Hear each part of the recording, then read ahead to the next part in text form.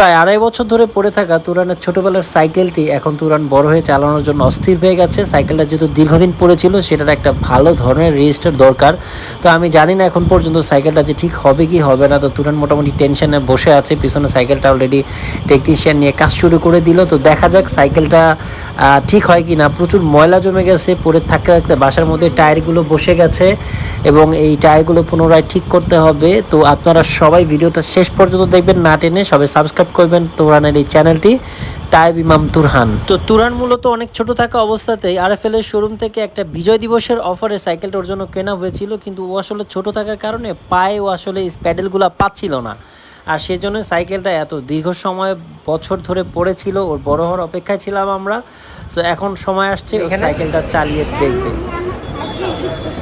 কি ঠিক করতে আসছো?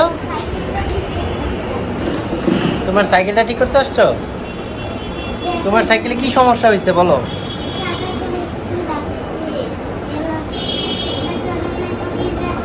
এদিকে আসো। আচ্ছা আচ্ছা, সাইকেলটা কি করতে হবে বলো? ওয়াশ করতে হবে? আচ্ছা বসো এখানে। তারপর সাইকেল ওয়াশ করে কি করবা? তারপরে সাইকেলটা আমরা নিয়ে যাব বাসায় নিয়ে যাবা? তুমি চালাবা না এটা? এটা আমি ফাঁকা জায়গায় যাব। ফাঁকা জায়গায় চালাবা? তোমার বয়স কত হয়েছে বলো? এখন আমার 5 বছর। 5 বছর? সাইকেল চালানোর বয়স হয়েছে? হ্যাঁ এখন।